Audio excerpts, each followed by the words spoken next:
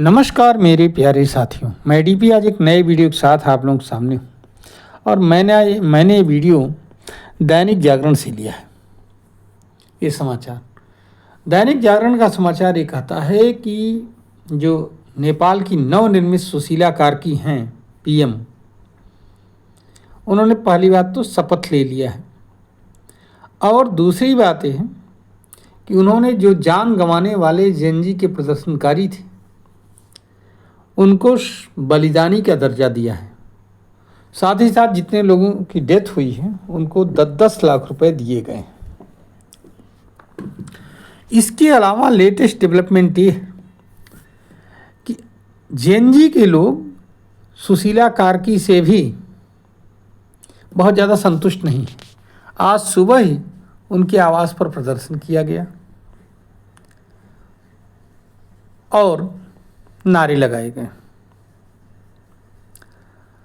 हालांकि सुशीला कार्की ने अपने कैबिनेट में जिन 3 नामों को शामिल किया है, हालांकि ये जो अभी इनका शपथ ग्रहण नहीं हुआ है, शपथ ग्रहण कल तक में हो जाएगा तो पता लग जाएगा। कल माने बुधवार को, वेंसडे को। इसमें एक नाम है कोलमान खेसिंग। इनको पावर हीरो कहा जाता है। नेपाल का पावर हीरो कहा जाता है। ऊर्जा क्षेत्र का सबसे भरोसेमंद नाम है यही है, खीसिंग, कोलमान खीसिंग। नेपाल इलेक्ट्रिसिटी अथॉरिटी के कार्यकारी निदेशक हैं और ये जो है लोड शेडिंग मुक्त बनाने में नेपाल को बहुत बड़ा योगदान है इनका।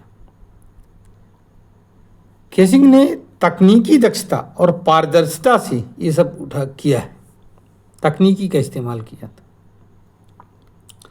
और इन्होंने झारखंड के जमशेदपुर के रीजनल इंस्टीट्यूट ऑफ टेक्नोलॉजी से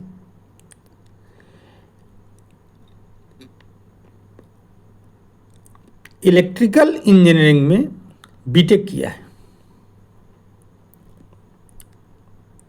मुख्यतः ये भारतीय मतलब प्रो इंडियन माने जाते हैं। दूसरे हैं रामेश्वर खनाल। रामेश्वर खनाल जो है सरकार में वित्त सचिव रह चुके हैं और इन्हें आर्थिक सुधारों का जनक माना जाता है। ये दूसरे मंत्री बनेंगे। अभी क्या मंत्रालय मिलेगा ये बात की बात है, लेकिन अभी तीन के नाम आए हैं सामने। कराधान और बजट प्रबंधन में इनकी बहुत गहरी समझ मानी जाती है। इन्होंने त्रिभुवन विश्वविद्यालय से पोस्ट ग्रेजुएट किया है अर्थशास्त्र में। प्रशासनिक अनुभव इनका बड़ा तगड़ा है। ये सरकार को नीति निर्धारण में सहायता करेगा, ऐसा माना जा रहा है इनकी निर्णयों से। तीसरे हैं मंत्री ओम प्रकाश आर्यन। ये भी जो है वरिष्ठ अधिवक्ता और मानवाधिकार कार्यकर्ता है नेपाल के। सुप्रीम कोर्ट के कई ऐतिहासिक फैसलों में ये पैरवी कर चुके हैं। लोकतंत्र के मजबूत पैरोकार हैं, प्रो इंडियन माने जाते हैं।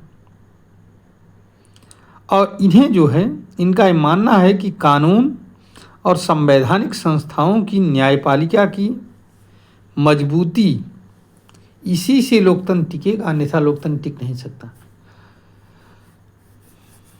अगर हमें लोकतंत्र को बनाए रखना है तो ये जो संवैधानिक संस्थाएं हैं इनको बनाए रखना होगा।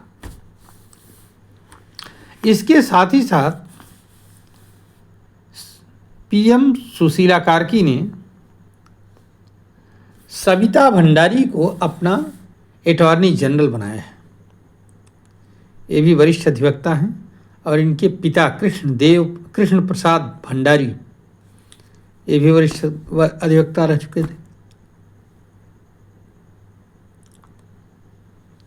इनकी नियुक्ति जो है महिला सशक्तिकरण की ओर एक बहुत बड़ा इंडिकेशन है, ध्यान रखिएगा। कुल मिलाकर के अब ये जो सविता भंडारी हैं ये नेपाल की पहली महिला अटॉर्नी जनरल होंगी, ध्यान रखिएगा।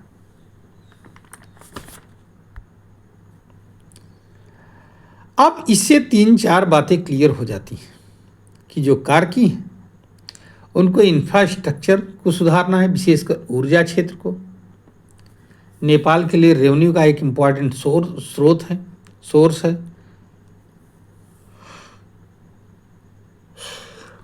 हाइड्रो इलेक्ट्रिसिटी बहुत बड़ी मतलब एक इम्पॉर्टेंट स्रोत है। भारत में भी बिजली आती है नेपाल से, हाइड्रो इलेक्ट्रिक पावर स्टेशन है। वित्तीय सुधार चाहती हैं और स्थिरता चाहती हैं, नीति निर्धारण में पारदर्शिता चाहती हैं, प्रशासनिक सुधारों की तरफ भी बढ़ रही हैं, न्यायिक सुधार की भी वकालत करती हैं, संवैधानिक संस्थाओं की मजबूती पर भी बात करती हैं। तो कई ऐसे पॉइंट्स हैं जो इनके इस निर्णय से निकल कर के आ रहे हैं। अब आगे कहाँ तक सही होता है तो आगे ही देखेंगे, आगे देखेंगे, लेकिन अभी के लिए फ़िलहाल इतना ही।